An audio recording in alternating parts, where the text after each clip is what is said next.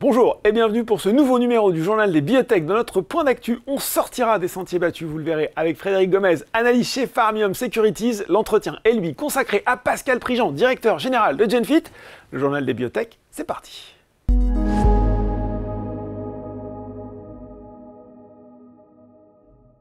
Et on retrouve pour ce point d'actu Frédéric Gomez, analyste chez Pharmium Securities. Bonjour Frédéric. Bonjour Laurent. Bon, on a plein de choses à voir ensemble, mais on avait envie forcément de commencer par Novo Nordisk, dont les résultats ont été publiés aujourd'hui, avec cette question en creux, depuis quelques mois d'ailleurs, ça date pas d'aujourd'hui. Est-ce que finalement les GLP-1, les traitements amaigrissants dont on a tant parlé en 2024, est-ce qu'on s'est pas un peu enflammé? Est-ce qu'on n'est pas en train de voir un ralentissement pour mieux rebondir ou pas? Le spécialiste que vous êtes, comment vous analysez ça? Alors, l'avenir de la classe est encore radieux. Alors, quand on regarde dans le détail les résultats financiers, oui, il y a eu un petit ralentissement. Alors, on peut l'expliquer par différentes raisons. Il y a toujours eu déjà un problème de supply, de capacité à production. De capacité. Ouais. Donc là, les choses rentrent dans l'ordre, petit à petit. Ensuite, il ne faut pas oublier que le dernier trimestre, en nombre de jours, il est plus petit que certains autres. D'accord. Il y a le Thanksgiving, il y a les vacances de Noël. Les médecins, les patients prennent des jours de congé, donc c'est des jours en moins de prescription. Donc oui, quand on regarde les résultats du Q4 qui sont bons, mais c'est vrai qu'en séquentiel, Wegovy par exemple a cru que de 14%, alors qu'il avait fait mieux entre le Q3 et le Q2. Et oui, Wegovy a été légèrement en dessous du consensus, mais comme Ozempic était en ligne et que les résultats globaux ont été bons, on a un Q4 de Novo qui est bon, on a un bon chiffre d'affaires au-delà du consensus, un BPA qui est au-delà du consensus. Puis la déception sur CagriSema en plus. Alors, voilà. Il y avait eu ce tremblement de terre en décembre qui avait fait très mal au titre. Novo a fait une petite erreur, c'est qu'ils avaient... C'est quoi CagriSema, on rappelle, c'est GLP-1 plus amyline, c'est ça? Exactement, c'est une combo des deux. Censé augmenter encore la perte de poids, sauf qu'on n'y était pas vraiment en fait. Alors, si, on augmentait la perte de poids, parce que la perte de poids n'est pas assez alors, par rapport à ce que Novo avait dit. Puisque Novo avait indiqué que l'objectif, c'était une perte de poids de 25%, et ils n'ont pas atteint les 25%. Alors, en fonction des chiffres, c'est soit un peu plus de 22 ou un peu plus de 20, mais c'est vrai que les marchés ont été terriblement déçus par la performance du produit. On s'est rendu compte, a posteriori, même si on n'a pas tous les détails, qu'il y avait un petit problème dans la dose et la titration, puisqu'en fait... on s'est rendu compte qu'il y avait très peu de patients, au final, qui avaient utilisé la forte dose. On était un peu plus de 57%, alors que on pense que dans son estimation, Novo avait anticipé plus proche de 70% à la forte dose que les 57%. Un peu les résultats. Donc au final, si par rapport à leur estimation d'une perte de poids de 25%, ils avaient anticipé beaucoup de patients qui étaient capables de prendre la dose la plus forte, et qu'on ait un moindre, ça peut justifier un peu le delta. Les différences, Et globalement, alors après la question qui s'est posée, c'est forcément sur les effets indésirables, puisqu'on sait que cette classe-là a des gros effets indésirables sur tout ce qui est nausées et vomissements, qui sont connus, qui peuvent monter jusqu'à 45% avec Wegovy, donc c'est pas neutre. Mais une des hypothèses, c'est que les gens ne sont pas montés ou sont pas restés à la forte dose à cause des effets indésirables, ils sont descendus un peu en dessous, ce qui pourrait expliquer la moindre efficacité de cette étude-là. Néanmoins, ça, c'était Redefine 1. Il y a Redefine 2, dont on voit avoir les résultats très prochainement. Il y a Redefine 4, qui est contre le Zepbound de Lilly, qu'il faudra surveiller aussi cette année. Et Novo a annoncé d'ailleurs ce matin qu'ils allaient quand même déposer la demande d'AMM aux US au premier trimestre de l'année prochaine. Donc le produit n'est pas mort. C'est naturellement le successeur de Wegovy. Ils vont aller jusqu'au bout. Maintenant, Novo a quand même un pipeline assez fourni de molécules. Et je pense qu'ils seront parfaitement capables de bien faire le travail. Mais il faut aller au-delà des GLP-1 quand je vous écoute, Frédéric, peut-être? Alors, il y aura forcément des combos à terme. La classe, on sait qu'elle marche. Il faudra surveiller aussi la molécule de Lilly, le GLP-1 oral, dont on attend des datas cette année. Là encore, le gros enjeu au final, ça va être est-ce qu'en termes de safety, on est peu ou prou comparable à Wegovy? Comment ça se traduira aussi en efficacité? Parce que pour le moment, sur la phase 2, on était entre 10 et 15% de perte de poids. C'est un petit peu moins efficace généralement, c'est ça? Les comprimés oraux face aux injections. Les comprimés oraux, l'oral est un peu moins efficace que l'injectable, parce que l'injectable, dès que vous l'injectez, il y a une efficacité qui est de suite, alors que l'oral, il va passer en tube digestif, il faut qu'il soit libéré, il faut aussi qu'il soit protégé de la dégradation enzymatique. C'est d'ailleurs pour ça que le Rybelsus de Novo, qui est une formulation orale d'Ozempic, ne marche pas commercialement, parce que de toute façon, Novo n'a pas intérêt, il gagne moins d'argent sur les formulations orales que sur l'injectable. Parce qu'en fait, il y a une technologie d'encapsulation pour éviter que les enzymes en fait, dégradent le produit. C'est ça. Donc oui, pour le moment, l'injectable chez Novo a encore de beaux jours. Et quand même, quand on regarde les chiffres dans le détail, Ozempic a fait pour la première fois plus de 100 milliards de couronnes danoises cette année en chiffre d'affaires annuel. Wegovy est à 58 milliards de couronnes danoises. Je pense qu'ils feront les 100, peut-être pas en 2025, mais en 2026. Donc non, cette classe, elle a encore de beaux jours. Il y a un duopole entre Novo et Eli Lilly. Les deux sont quand même loin devant le reste de la troupe. Ils ont l'expertise, ils ont les bonnes molécules. Donc non, ils vont bien gérer.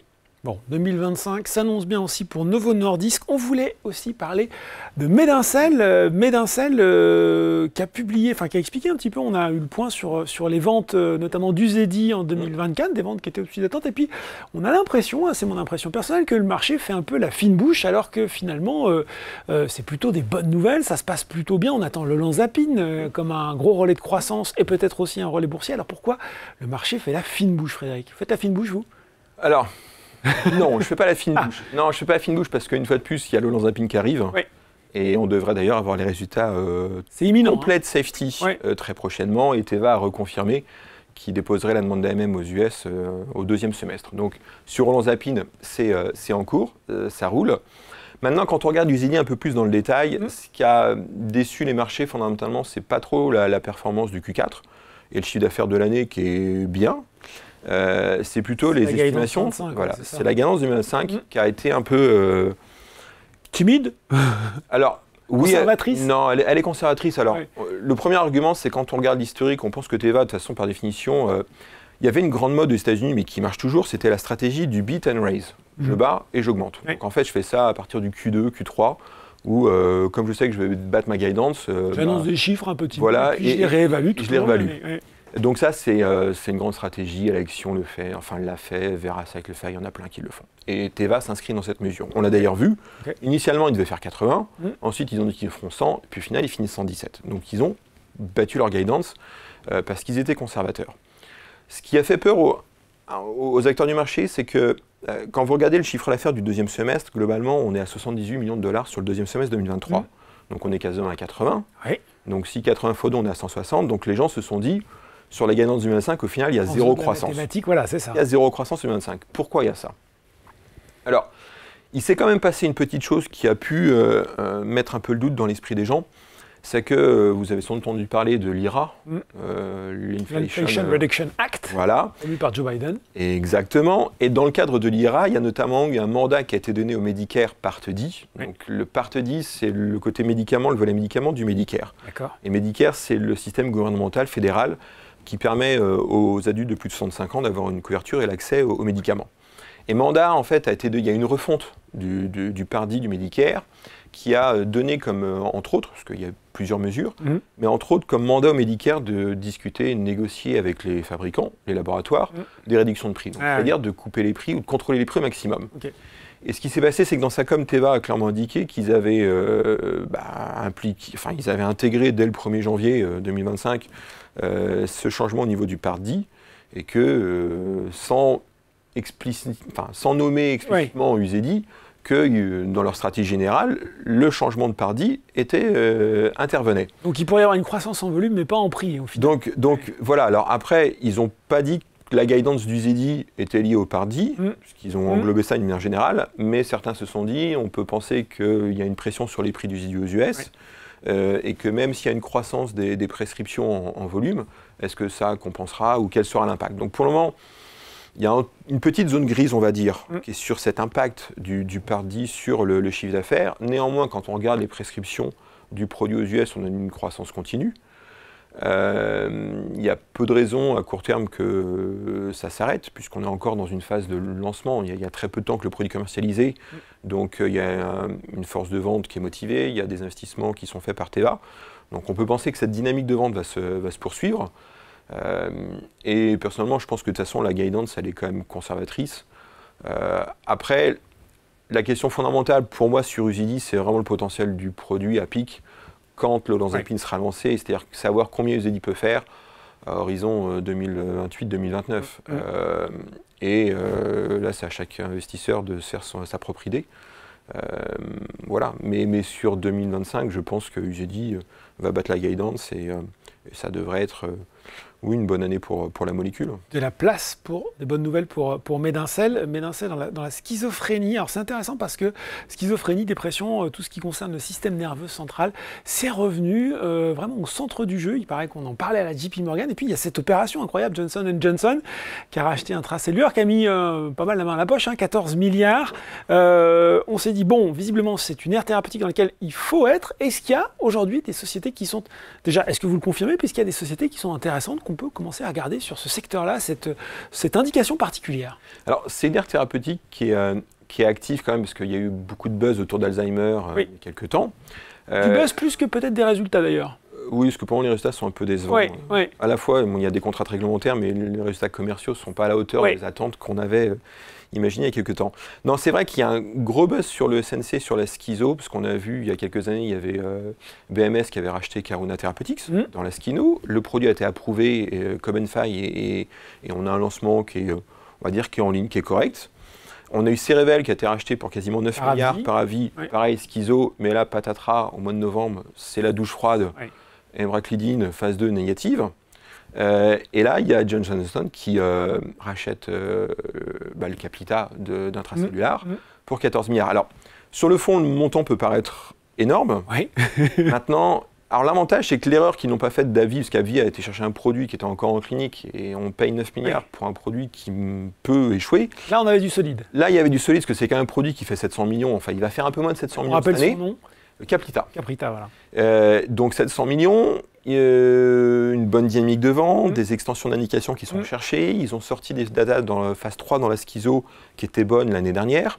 Donc il y a vraiment un potentiel pour ce produit qui doit au moins atteindre les 1,5 à 2 milliards à terme. Donc quelque part, Johnson & Johnson, certes, ils mettent le prix, mais ils savent ce qu'ils payent. Ils savent ce qu'ils payent et il y a une certaine forme d'assurance. Ils avaient aussi besoin d'innovation pour revamper un peu leur pipeline. Donc le mouvement de Johnson, il est cohérent sur intracellulaire et intracellulaire, au final, était une bonne cible et ça fait du sens. Est-ce que ce mouvement va se poursuivre? Il y a des biotech qui vous intéressent dans ce secteur? Il y en a quelques-unes. Il y a Neurocrine, mais elle est un peu chère. Il y en a une plus petite qui est Alto. Alors Alto Neuroscience, elle a une particularité, c'est qu'elle a une approche un peu d'intelligence artificielle, de machine learning. Et en fait, ils ont en phase 2 un produit dans les épisodes dépressifs, qu'en fait une vieille approche que Servier avait, puisque le produit, c'est un produit de Servier qui était approuvé en Europe, même si les datas étaient, on va dire, les datas d'efficacité étaient modestes. Et en fait, ils ont copié cette approche en ciblant à la fois la mélatonine et la sérotonine, parce que la sérotonine, dès qu'on parle de dépression, c'est forcément la sérotonine qu'on va chercher. Donc là, c'est une combinaison mélatonine-sérotonine, et on attend des résultats de phase 2 cette année, au premier semestre. Donc à surveiller, le coût n'est pas très cher, donc à voir ce que ça peut donner. En tout cas, on confirme ce regain d'intérêt autour du système nerveux central. Et puis, c'est le moment. On ouvre nos chakras avec vous, Frédéric, en parlant d'un dossier qui vous plaît, qui n'est pas forcément connu des investisseurs ou très connu. Et là, vous nous emmenez où? Vous nous emmenez en Suède pour découvrir Sobi. On monte vers le nord. Ceux qui connaissent Sanofi connaissent peut-être un peu Sobi, ceci dit. Alors, si vous êtes investisseur dans Sanofi et que vous vous intéressez au portefeuille de Sanofi et à son historique, vous devez connaître Sobi, puisqu'en fait, il y a une collaboration proche entre les deux labos sur 2 aires thérapeutiques. D'un côté, l'hémophilie, puisque les molécules phares de Sanofi, en fait, viennent de Sobi. Donc Sobi en commercialise et touche des royalties de Sanofi. Et les résultats qui ont aussi été publiés ce matin par Sobi sont très bons dans l'hémophilie. Cœur de l'actu. Au cœur de l'actu. Donc en fait, c'est les Loctate et l'Altuvio, Altuvoct. Et en plus de cette collaboration dans l'hémophilie, il y a aussi une collaboration en immunologie. Alors là, c'est un peu plus complexe parce que AstraZeneca était aussi dans le business, mais c'est sur le fameux Beyfortus contre le virus respiratoire syncytial, la bronchiolite du nourrisson. Et là, pareil, Sobi touche des royalties de Sanofi sur les ventes du Beyfortus. Ça marche bien le Beyfortus. Et comme ça marche bien, les royalties que touche Sobi sont agréables. Donc Sobi en a publié ce matin. Alors c'est une société profitable. Donc l'avantage, c'est que pareil, un peu comme quand on avait abordé Kurt Ziegler, c'est qu'il y a du chiffre, il y a du chiffre d'affaires, voilà, ou Galderma, il y a du chiffre d'affaires, il y a la profitabilité, il y a les perspectives de croissance de ces différents indicateurs. Moi, ce que j'aime bien, donc là, le cours a un peu souffert ce matin parce que la guidance, là encore, un peu comme Teva, ils sont conservateurs. Aussi. Donc ils ont fait une guidance revenu. Alors ils ont fait 26 milliards de chiffre d'affaires cette année, donc 26 milliards en sec. Couronne suédoise. Donc c'est une parité en 11, un peu plus de 11. Ouais, c'est ça. Donc ça fait un peu plus de 2 milliards quand même de chiffre d'affaires en euros. Ouais. Par contre, on a une croissance quasiment 20% cette année du chiffre d'affaires. Là, ils ont guidé sur moins de 10, single digit. Donc ça, les marchés n'ont pas forcément trop apprécié. Néanmoins, il y a un actif que j'aime bien chez Sobi, c'est l'empavélie. En fait, c'est une molécule en hématologie à l'origine. Et ils ont publié des résultats de phase 3 positifs dans une maladie barbare, la C3G en néphrologie l'an dernier. Ouf, oui. Ils vont déposer une demande d'AMM en Europe. Et c'est un produit qui aura eu un monopole en Europe s'il est approuvé. Et c'est un marché à peu près de 300-400 millions d'euros. Donc il y a quand même des relais de croissance à court terme. Des catalyseurs. Ouais. Des catalyseurs. Et puis, petite cerise sur le gâteau, parce que c'est aussi quelque chose qu'il faut surveiller du coin de l'œil, c'est qu'il y a un fonds très agressif et actif, un fonds activiste qui s'appelle Elliott Advisors, qui a été dans Clinigène et ils ont réussi à vendre Clinigène, qui a été dans Alexion, ils ont vendu Alexion à AstraZeneca, qui avait tenté d'être dans GSK, ça s'est moins bien passé. Mais Elliott a une position de 10% dans Sobi. D'accord. Donc généralement, quand Elliott fait le voyage, il ne se trompe pas ou peu. Donc, il ne le fait pas pour rien. Donc voilà, donc à terme, on peut penser. Alors, Sobi avait été l'objet d'un rachat, d'une offre de rachat par un groupement de fonds de private equity il y a quelques années qui avait échoué puisqu'AstraZeneca avait bloqué l'opération. D'accord. Et c'est suite à cet échec de l'opération que Elliott est rentré dans l'histoire. Mais voilà, maintenant ça commence à faire quelques années. Donc ça pourrait être un dossier qui pourrait revenir sur la table assez rapidement. SOBI, hein, c'est ça. Exactement. Sobi, voilà, biotech suédoise. On termine avec cette idée, hein, si vous aimez le secteur, avec à chaque fois des dossiers un petit peu moins connus que ce qu'on traite d'habitude. Merci beaucoup Frédéric. Merci Laurent. Tout de suite, dans le journal des biotech, c'est l'interview.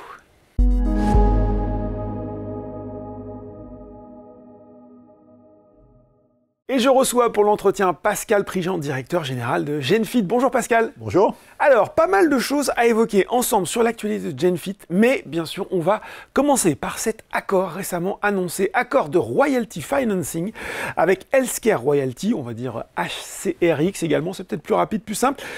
C'est un deal annoncé comme non dilutif d'un montant total de 185 millions d'euros. Déjà, première chose, parce que c'est pas si courant que ça, même s'il y en a eu un peu similaire récemment dans l'industrie, il va falloir nous expliquer concrètement en quoi cela consiste et aussi finalement comment ça s'articule avec votre partenariat avec Ipsen, pour qu'on comprenne bien un petit peu le tableau général. D'accord. En fait, c'est un accord donc, de monétisation de revenus futurs. Oui. Donc concrètement, ce qui se passe, c'est que la société HCRX nous achète D'accord. des revenus futurs qu'on recevra d'Ipsen via des redevances dans le cadre de l'accord avec Alfibranor. Oui. Donc en pratique, ils nous font un chèque tout de suite de 130 millions, qui peut effectivement, sous certaines conditions, monter à 185 millions. Et en échange, on leur reverse les royalties qu'on reçoit d'Ipsen, jusqu'à ce que le total des montants versés arrive à un cap, et à ce moment-là, on récupère l'ensemble des droits, le deal est terminé. D'accord. Le cap, vous pouvez le dire? Le cap, oui, non, c'est pas confidentiel. Alors, ça dépend de la vitesse à laquelle on rembourse, mais on va dire le scénario qu'on privilégie, c'est avec un cap de 1,55. Donc, on rembourse 1,55 fois ce qu'on a reçu. D'accord, ok, très clair. La question qu'on peut se poser, il y a ce partenariat avec Ipsen, effectivement, pourquoi ne pas avoir mis en place le même système avec Ipsen? Peut-être parce qu'ils ne le proposent pas. Alors, effectivement, je dirais, Ipsen, on avait des relations excellentes avec eux avant ce deal, et les relations sont toujours aussi excellentes. Mais Ipsen, c'est un industriel. Oui. Ça, c'est un deal plutôt financier, donc ils n'ont pas forcément vocation à faire ce type d'accord. Mais par contre, Ipsen, c'est aussi un actionnaire. Et donc, ils voient d'un bon œil le fait que Genfit se renforce considérablement via ce deal. Et je pense qu'ils voient aussi d'un bon œil cette espèce de validation externe du potentiel d'Iqirvo. On parlait de 130 millions tout de suite, peut-être jusqu'à 185. Quelles conditions va falloir réunir pour arriver au paiement maximum des 185 millions? En fait, c'est en fonction de la vitesse de vente. Donc, si on arrive à 90 millions de ventes pour Iqirvo cette année, ça déclenche la possibilité d'une deuxième tranche, puis d'une troisième tranche. Pareil, si le niveau de vente continue en 2026. D'accord. Quels sont les objectifs principaux de ce financement? Je ne sais pas si vous l'avez posé comme ça, mais souvent quand j'ai une décision importante à prendre, je fais d'un côté les plus, d'un côté les moins. Qu'est-ce que vous mettriez comme avantage de ce deal et puis peut-être comme, pas dire comme inconvénient, mais comme chose qu'il faut bien garder en tête pour les gens qui nous regardent? Ouais, franchement, pour moi, il n'y a pas beaucoup de moins dans ce deal. C'est vrai que le moins, je lis ce qui se dit parfois sur les réseaux sociaux, et c'est vrai que le commentaire que je vois de temps en temps, comme un moins, je pense qu'il est basé sur une erreur d'interprétation. Ce qu'on voit parfois, c'est des gens qui disent tiens, ce deal est assez cher puisque Genfit va rembourser beaucoup plus que ce qu'ils reçoivent. Et donc, ils n'avaient sans doute pas le choix, etc. Alors, en fait, pas du tout. On avait beaucoup de choix, au contraire. On a regardé de nombreuses options de financement. Et pour nous, c'est ce deal. Vous avez quoi? Augmentation de capital, emprunt, exactement. Et en fait, ce deal, pour nous, il cochait beaucoup de cases. Et donc, ce qu'il faut bien comprendre, c'est que ce n'est pas un prêt. C'est pas un prêt, c'est-à-dire qu'on n'a rien à rembourser, pas un centime. Ce qui se passe demain, alors évidemment, on ne pense pas que ça va se passer, mais si demain, Ipsen disait on ne vend plus d'Ikirvo, les ventes sont de zéro, ou même, plus simplement, si Ikirvo sous-performait en termes commerciaux, et ben HCRx perdrait des millions. Et nous, on a au contraire notre financement qui est garanti à court et moyen terme. Donc il porte une partie du risque. Il porte tout le risque à court terme. C'est ça qu'il faut bien comprendre. On a complètement dérisqué nos revenus futurs à court moyen terme. Donc quoi qu'il arrive, on va être en capacité de financer tous nos programmes avec un horizon de cash qui va être supérieur à 3 ans, ce qui est évidemment rarissime dans la biotech. Donc quand on parle des plus de cet accord, premièrement, on finance et on a cet horizon de cash important. Deuxièmement, il va nous permettre de nous débarrasser de notre dette, et ça, c'est aussi quelque chose d'important. Donc on va se retrouver dans une situation où non seulement on a 3 ans de cash, mais en plus on a 0 de dette. Et enfin, cet accord est non dilutif. Est-ce que justement l'actionnaire individuel, il s'y retrouve? Est-ce que c'est aussi un bon deal pour lui? Alors, j'ai envie de dire, pour l'actionnaire individuel, c'est parfait. C'est-à-dire qu'on sait très bien que pour une biotech, la clé, c'est d'avoir du cash. C'est la possibilité de pouvoir financer sa R&D. Donc l'actionnaire, il a envie d'avoir une société bien financée, mais malheureusement, souvent, ça se fait via des augmentations de capital. Et donc, il y a un trade-off pour l'actionnaire, puisque pour avoir une société bien financée, il doit parfois accepter d'être dilué. Plus ou moins importante. Exactement. Et cette dilution, elle peut être punitive dans certains cas si le cours de bourse n'est pas très haut. Donc là, non seulement on est extrêmement bien financier, mais en plus, c'est complètement non dilutif. Et à 2 titres, c'est-à-dire que le cash qui rentre, il n'y a pas de dilution, mais le remboursement de la dette, comme c'est des convertibles, va aussi permettre d'éviter une dilution future. Et j'ai envie de dire, c'est un peu l'approche que Genfit a pris, quand on peut le faire.